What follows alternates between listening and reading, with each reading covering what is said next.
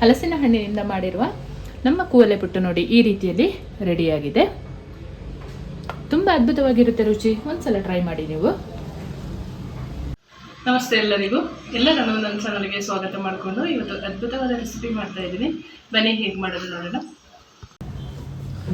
ಇವತ್ತು ನಾನು ನಮ್ಮ ಕೊಡಗಿನ ವಿಶೇಷವಾದ ಸ್ವೀಟ್ ಅಂತಲೇ ಹೇಳ್ಬೋದು. ನಮ್ಮ ಟ್ರೆಡಿಷನಲ್ ಕೂವಲೆ ಪುಟ್ಟು. ಇದರ ವಿಶೇಷತೆ ಏನು ಅಂತ ಹೇಳಿದ್ರೆ, ನಮ್ಮ ಊರಲ್ಲಿ ಹಲಸಿನ ಹಣ್ಣು ಹಣ್ಣಾದಾಗ ಈ ಕೂವಲೆ ಪುಟ್ಟನ್ನು ಮಾಡ್ಕೊತೀವಿ. ತುಂಬ ಚೆನ್ನಾಗಿರುತ್ತೆ, ತುಂಬ ರುಚಿಯಾಗಿರುತ್ತೆ, ಮಾಡಲು ಕೂಡ ತುಂಬ ಸುಲಭ. ಇದು ಕೂವಲೆ ಪುಟ್ಟು ಅಂತ ಹೇಳಿದ್ರೆ, ಕೂವಲೆ ಅಂತ ಹೇಳಿದ್ರೆ ಒಂದು ಎಲೆಗೆ ನಾವು ಕೂವಲೆ ಅಂತ ಕರಿತೀವಿ. ಅದರಲ್ಲಿ ಮಾಡಿ ಈ ಹಿಟ್ಟನ್ನು ಬೇಯಿಸ್ಕೊಳ್ಳೋದ್ರಿಂದ ಕೂವಲೆ ಪುಟ್ಟು ಅಂತ ಬಂದಿದೆ. ಇವಾಗೆಲ್ಲ ಕೂವಲೆ ಸಿಗಲ್ಲ, ಅಷ್ಟು ಎಲ್ಲ ತೋಟ ಮಾಡಿ ಬಾಳೆ ಎಲೆಯಲ್ಲೇ ಮಾಡ್ಕೊಳ್ತಾ ಇದ್ದೀವಿ. ಸೊ ಇವತ್ತು ಅದನ್ನು ನಿಮ್ಮೊಂದಿಗೆ ಶೇರ್ ಮಾಡ್ತಾ ಇದ್ದೀನಿ. ನಮಗೆ ಮೊದಲೆಲ್ಲ ಹಲಸಿನ ಹಣ್ಣು ಹಣ್ಣಾದರೆ ಖುಷಿ, ಅಮ್ಮ ಕೂವಲೆ ಪುಟ್ಟು ಮಾಡಿ ಕೊಡ್ತಾರೆ ಅಂತ. ಅದರ ನೆನಪು ಈಗಲೂ ಇದೆ ನನಗೆ, ಅಮ್ಮ ಅಜ್ಜಿ ಎಲ್ಲ ಮಾಡಿಕೊಡುವಂಥದ್ದು. ನಾನಿವಾಗ ಕೂವಲೆ ಪುಟ್ಟನ್ನು ಮಾಡಿ ನಿಮ್ಮೊಂದಿಗೆ ಶೇರ್ ಮಾಡ್ತಾ ಇದ್ದೀನಿ. ಬನ್ನಿ ಕೂವಲೆ ಪುಟ್ಟನ್ನು ಹೇಗೆ ಮಾಡೋದು ನೋಡೋಣ. ನಮ್ಮ ಕೂರ್ಗ್ ಸ್ಪೆಷಲ್ ಅಂತಲೇ ಹೇಳ್ಬೋದು. ಇದು ಸ್ನ್ಯಾಕ್ಸ್ ಅಂತ ಆದರೂ ಮಾಡ್ಕೋಬೋದು, ಬೆಳಗಿನ ಬ್ರೇಕ್ಫಾಸ್ಟಿಗೆ ಕೂಡ ನಾವು ಮಾಡ್ಕೋಬೋದು. ತುಪ್ಪ ಜೊತೆ ಸವಿಬೇಕು, ತುಂಬ ಅದ್ಭುತ ರುಚಿ ಇರುತ್ತೆ. ನಾನಿಲ್ಲಿ ಒಂದು ಕಪ್ ಅಳತೆ ತೋರಿಸ್ತಾ ಇದ್ದೀನಿ. ನನಗಾದರೆ ಅಳತೆ ಗೊತ್ತಾಗುತ್ತೆ, ಈ ಥರ ಎಲ್ಲ ರೆಸಿಪಿ ಮಾಡ್ತಾ ಇರ್ತೀನಲ್ಲ ನಾನು. ಇವಾಗ ಹಲಸಿನ ಹಣ್ಣನ್ನು ಪೇಸ್ಟ್ ಮಾಡ್ಕೊಳ್ಳೋಣ. ನೈಸಾಗಿ ಪೇಸ್ಟ್ ಮಾಡ್ಕೋಬೇಕು. ರುಬ್ಬಿದ ಹಲಸಿನ ಹಣ್ಣು ಪೇಸ್ಟನ್ನು ಒಂದು ಪಾತ್ರೆಗೆ ಸೇರಿಸ್ಕೊಳ್ಳೋಣ. ನಾನು 1 ಕಪ್ಪಲ್ಲಿ ಬೆಲ್ಲ ಪುಡಿಯನ್ನು ಅಳತೆ ಮಾಡಿ ಸೇರಿಸ್ಕೊಳ್ತಾ ಇದ್ದೀನಿ. ಹಲಸಿನ ಹಣ್ಣಿನ ಜೊತೆ ಇದನ್ನು ಕೂಡ ಸೇರಿಸಿ ರುಬ್ಕೊಳ್ಳೋಣ. ಬೆಲ್ಲ ಹಾಕಿ ಕೂಡ ರುಬ್ಕೊಂಡಿದ್ದಾಗಿದೆ. ಪಾತ್ರೆಗೆ ಸೇರಿಸ್ಕೊಂಡು ಮಿಕ್ಸ್ ಮಾಡ್ಕೊಳ್ಳೋಣ.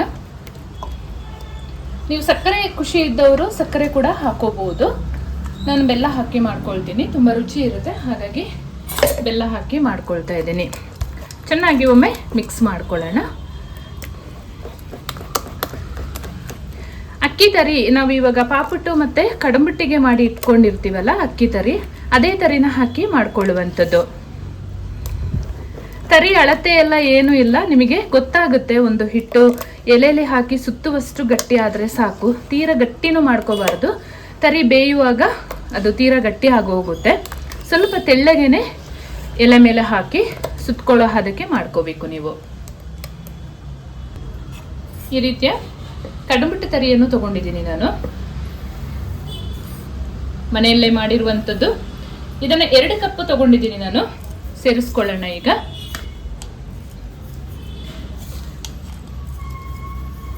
ನೋಡ್ಕೋಬೇಕು, ಒಮ್ಮೆಗೆ ಹಾಕೊಂಡು ಮಿಕ್ಸ್ ಮಾಡ್ಕೊಳ್ಬೇಡಿ, ಗಟ್ಟಿ ಆಗೋಗುತ್ತೆ. ಹಾಗಾಗಿ ನೋಡಿಕೊಂಡು ನೀವು ಮಿಕ್ಸ್ ಮಾಡ್ಕೊಳ್ಬೇಕು.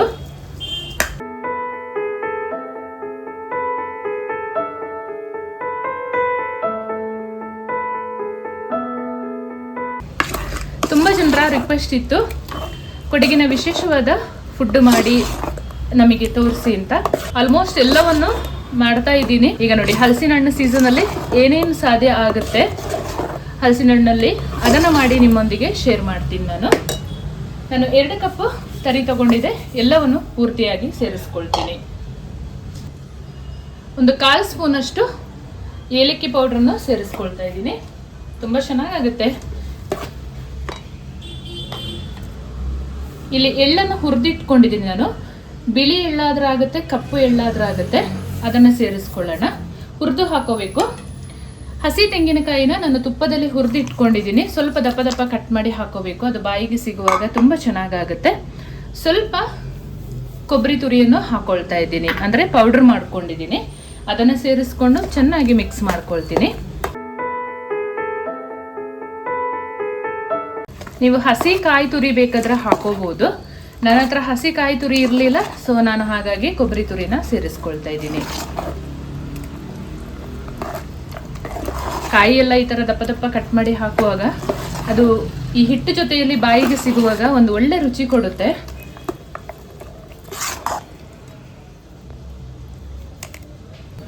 ನಮ್ಮ ಕೂವಲೆ ಪುಟ್ಟಿಗೆ ಹಿಟ್ಟು ನೋಡಿ ಈ ರೀತಿಯಲ್ಲಿ ಕಲಸಿಟ್ಕೊಂಡಿದ್ದೀನಿ.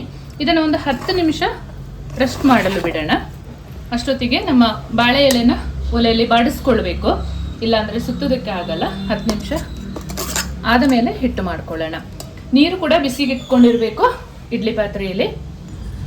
ನಮಗೆ ಈಗ ಕೂವಲೆ ಸಿಗದೇ ಇರೋ ಕಾರಣ ಬಾಳೆ ಎಲೆನ ಬಾಡಿಸಿ ಈ ಥರ ಕಟ್ ಮಾಡಿ ಇಟ್ಕೊಂಡಿದ್ದೀನಿ ನಾನು.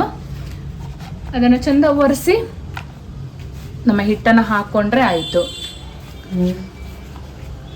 ಬಾಳೆ ಎಲೆ ಬಾಡಿಸ್ಕೊಳ್ಳಿಲ್ಲ ಅಂತ ಹೇಳಿದ್ರೆ ಈ ಥರ ಮಡಚುವಾಗೆಲ್ಲ ಕಟ್ಟಾಗಿ ಹೋಗುತ್ತೆ. ಸೊ ಹಾಗಾಗಿ ಬಾಡಿಸಿ ಈ ಥರ ಕಟ್ ಮಾಡಿ ಇಟ್ಕೊಂಡ್ರೆ ತುಂಬ ಒಳ್ಳೆಯದು.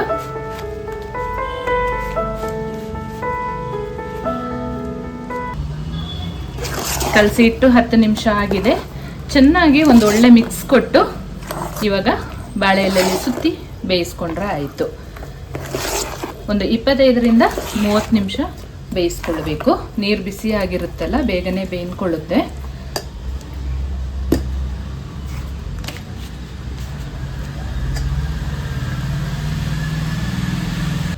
ಹಿಟ್ಟನ್ನು ಎಲೆಗೆ ಹಾಕೊಳ್ಳುವಾಗ ತುಂಬ ಜಾಸ್ತಿ ಹಾಕ್ಕೊಳ್ಬೇಡಿ. ನೋಡಿ, ಈ ರೀತಿಯಲ್ಲಿ ಹಿಟ್ಟು ಸಾಫ್ಟ್ ಆಗಿರಬೇಕು.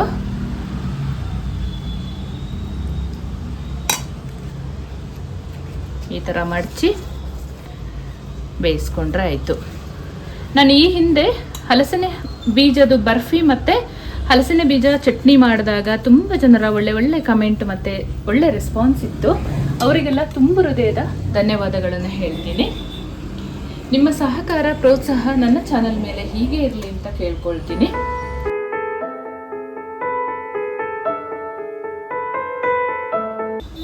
ಈ ರೀತಿಯಲ್ಲಿ ಮಡಚಿದ್ರೆ ಆಯಿತು.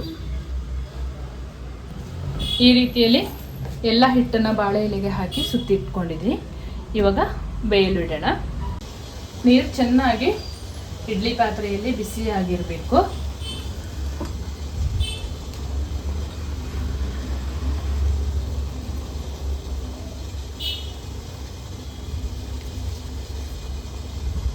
ಮೂವತ್ತು ನಿಮಿಷ ಬೇಯಿಸ್ಕೊಂಡ್ರೆ ಸಾಕಾಗುತ್ತೆ.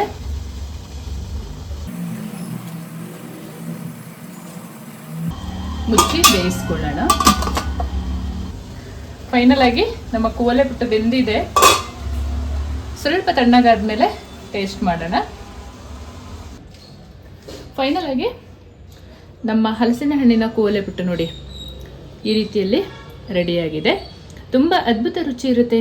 ತುಪ್ಪ ಜೊತೆ ಟೇಸ್ಟ್ ಮಾಡೋಣ ನಾವು ಇವತ್ತು. ಅಷ್ಟು ಚೆನ್ನಾಗಿದೆ ಹಲಸಿನ ಹಣ್ಣಿನ ಫ್ಲೇವರು ತುಪ್ಪ ಜೊತೆ. ವಾವ್, ಅದ್ಭುತ ರುಚಿ. ಇವಾಗ ಹಲಸಿನ ಹಣ್ಣಿನ ಸೀಸನ್ ಅಲ್ವಾ, ನೀವು ಒಂದ್ಸಲ ಟ್ರೈ ಮಾಡಿ. ನೀವು ರುಚಿ ಮರೆಯಲ್ಲ, ಅಷ್ಟು ಚೆನ್ನಾಗಿರುತ್ತೆ. ನನ್ನ ಚಾನಲ್ಗೆ ನೀವು ಹೊಸದಾಗಿ ವಿಸಿಟ್ ಮಾಡಿದರೆ ಸಬ್ಸ್ಕ್ರೈಬ್ ಮಾಡಿಕೊಂಡು ಲೈಕ್ ಮಾಡೋದನ್ನು ಮರಿಬೇಡಿ. ಹಾಗೆ ನಿಮ್ಮ ಫ್ರೆಂಡ್ಸ್ ಆ್ಯಂಡ್ ಫ್ಯಾಮಿಲಿಗೆ ಹೆಚ್ಚು ಶೇರ್ ಮಾಡಿ.